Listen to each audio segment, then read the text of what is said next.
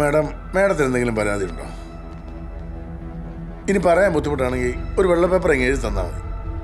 ഇല്ലെങ്കിൽ അയൽക്കാരൻ്റെ പരാതിയിൽ ഹസ്ബൻഡ് റിമാൻഡിലാവും. ജാമ്യം പോലും കിട്ടുകയില്ല. സാറേ പരാതി ഉണ്ട് സാറേ. സാർ ഇതൊന്ന് കേട്ടിട്ട് എങ്ങനെ പരാതി എഴുതണമെന്ന് പറഞ്ഞു കൊടുത്താൽ മതി.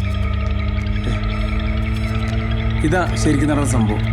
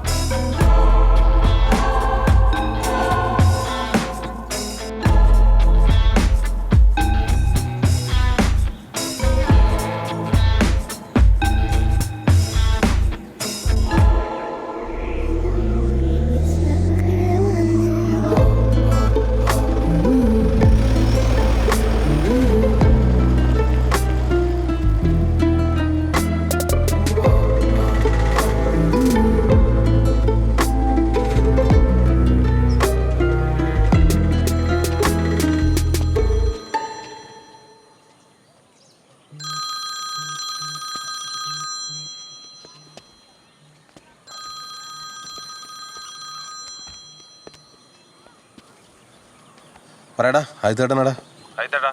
പ്രിയ അങ്ങോട്ട് വന്നു. അവളിപ്പോ അങ്ങോട്ട് കയറി പോകുന്നുണ്ടല്ലോ. ചേട്ടന്റെ ഭാര്യയുടെ അടുത്ത് പറയണം എനിക്ക് ഭ്രാന്തില്ലാന്ന്. അല്ല, ചേട്ടന്റെ ഭാര്യ പറയാണ് പ്രിയയുടെ അടുത്ത് എന്നെ കൊണ്ട് കൗൺസിലിംഗ് ചെയ്യാൻ. ആര്, ധന്യോ? സംശയം ഉണ്ടെങ്കിൽ ചേട്ടൻ ഒന്ന് ഇപ്പൊ കിച്ചണിലേക്ക് അവിടെ ചർച്ച എന്നെ കുറിച്ചായിരിക്കും. എടാ, ഈ ആയിത്തേട്ടൻ അടുക്കളപ്പുറത്ത് പോയി പെണ്ണുങ്ങളുടെ വർത്താനം കേൾക്കാൻ താല്പര്യമില്ല എന്ന് നിനക്കറിയില്ലേ? നിനക്ക് എത്ര സംശയമാണെങ്കിൽ നീ വന്നു കേട്ടോ. ചേട്ടാ, എനിക്കാരെ സംശയമില്ല. ഞാൻ ഒരു സംശയരോഗിയല്ല. എന്റെ ഭാര്യ നിന്റെ ഭാര്യയെ ഉപദേശിക്കുന്നു എന്നുള്ളത് നിന്റെ സംശയമല്ലേ? സംശയമല്ല, അതിനുള്ള തെളിവാണ്. ചേട്ടൻ ഒന്ന് അങ്ങോട്ട് ചെന്ന് നോക്ക്. എനിക്ക് വീട്ടിൽ കയറിയ ഒരു മനസ്സമാനവും ഇല്ല. ചേട്ടന്റെ ഭാര്യയുടെ ഉപദേശവും കേട്ട് അവള് ഫുൾ ടൈം എന്റെ തോളിൽ കയറുക. നീ ഫോൺ കട്ട് ചെയ്യണ്ട. നിന്റെ ആ സംശയം ഞാൻ മാറ്റിത്തരാം.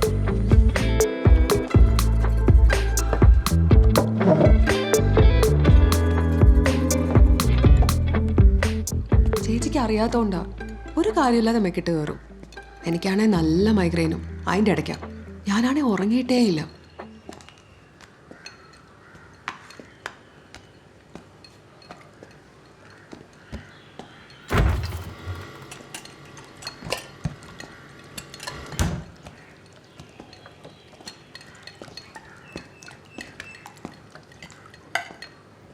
എന്നിട്ട് ഒന്നും പറയണ്ടേ ചേച്ചി. ഇന്നലെ രാത്രി എവിടെ നിന്നെങ്ങാണ്ടോ എന്തോ ചീഞ്ഞ സാധനവും വലിച്ചു കയറ്റിക്കൊണ്ട് എൻ്റെ മേത്ത് കയറാൻ വന്നു. ഞാൻ സമ്മതിച്ചില്ല. അതിൻ്റെ ഇളക്കോ അവിടെ കിടന്ന് തുള്ളുന്നുണ്ട്.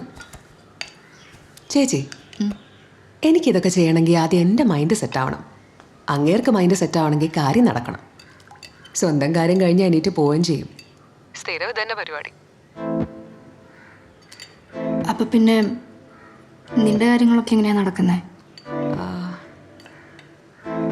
സ്വയം സന്തോഷിപ്പിക്കാനുള്ള കഴിവ് കൂടി സൃഷ്ടാവൻ നമുക്ക് തന്നിട്ടുണ്ടല്ലോ. ഞാനത് ഹാപ്പിയാ. അത് തന്നെ സെൽഫി.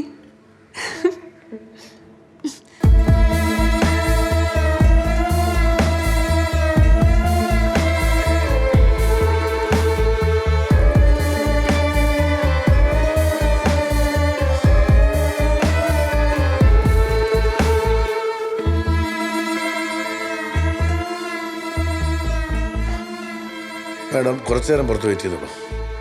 ഞാൻ വിളിക്കാം.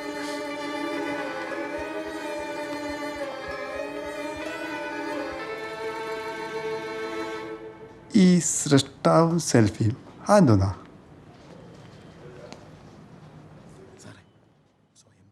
ആ ആ ആ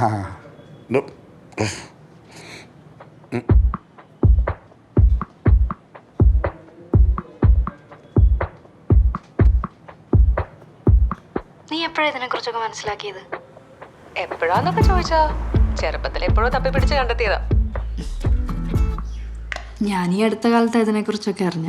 ഈ അടുത്തോ? പ്രിയക്കറിയാമല്ലോ, എനിക്ക് ആങ്സൈറ്റിയും സ്ട്രെസ്സൊക്കെ കുറച്ച് കൂടുതലാണ്.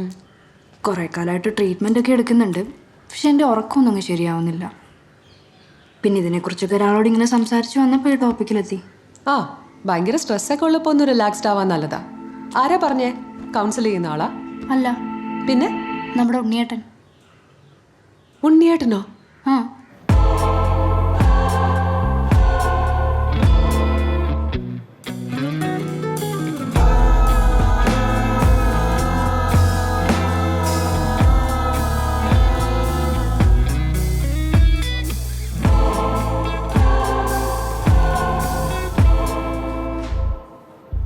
നിങ്ങൾ ഇങ്ങനെയൊക്കെ സംസാരിക്കുമോ? അങ്ങനെ സംസാരിച്ചതല്ല. ഞാൻ എൻ്റെ കാര്യങ്ങളൊക്കെ പറഞ്ഞപ്പോൾ ആളുടെ കാര്യങ്ങൾ പറഞ്ഞു. ഈ എക്സസൈസ്, തെറാപ്പി അതിനെക്കുറിച്ചൊക്കെ ഇങ്ങനെ സംസാരിച്ച് വന്നപ്പോൾ ഈ വിഷയത്തിലോട്ട് വന്നതേ ഉള്ളൂ. സത്യത്തിൽ എന്നോട് ഇത്ര ഓപ്പണായി ആദ്യമായിട്ടാണ് ഒരാൾ സംസാരിക്കുന്നത്. നമ്മൾ തന്നെ ഇങ്ങനെയൊക്കെ സംസാരിക്കുന്നത് ഇപ്പോഴല്ലേ. നമ്മുടെ വീട്ടുകാരോ കൂട്ടുകാരോ ടീച്ചർമാരോ ഒന്നും നമ്മളോട് ഇങ്ങനെ സംസാരിച്ചിട്ടില്ലല്ലോ. അതൊക്കെ ശരിയെന്നെ ചേച്ചി. പക്ഷെ വേറെ എന്തെങ്കിലും ഉദ്ദേശമായിരിക്കോ? എന്തുദ്ദേശം?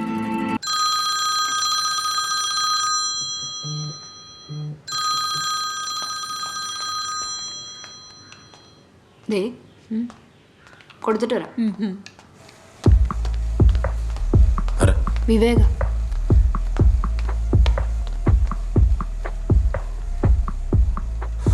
പറയടാ, നിന്റെ സംശയമൊക്കെ മാറിയോ? ആയിട്ടേട്ടാ, എന്റെ സംശയം അവിടെ നിൽക്കട്ടെ.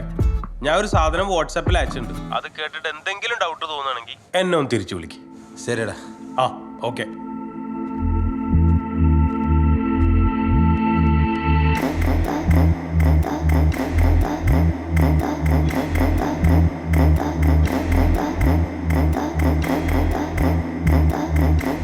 ആ ഭയങ്കര സ്ട്രെസ്സൊക്കെ ഉള്ളപ്പോൾ ഒന്ന് റിലാക്സ്ഡ് ആവാൻ നല്ലതാ. ആരാ പറഞ്ഞേ? കൗൺസിൽ ചെയ്യുന്ന ആളാ?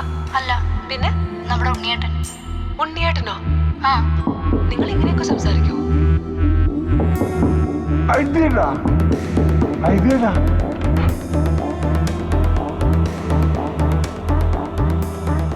നിങ്ങളുടെ പെണ്ണുങ്ങളോടൊപ്പം അവനെ പിടിച്ചാലല്ലേ നാണക്കേടുള്ളൂ.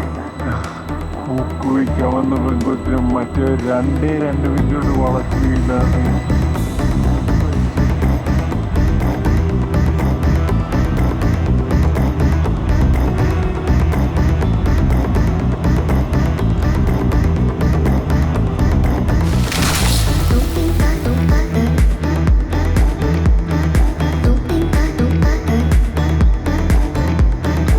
ആയിട്ടേട്ടാ,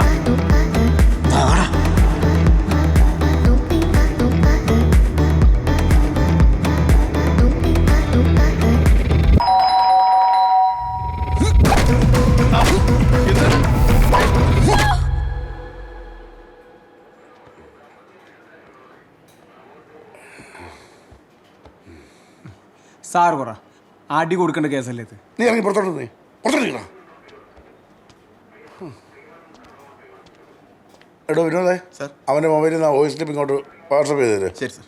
ആ ഒരുമാതിരി കൊട്ടയിലും കൊള്ളുക കോത്താഴത്തും കൊള്ളാത്ത പരിപാടിയാണ്.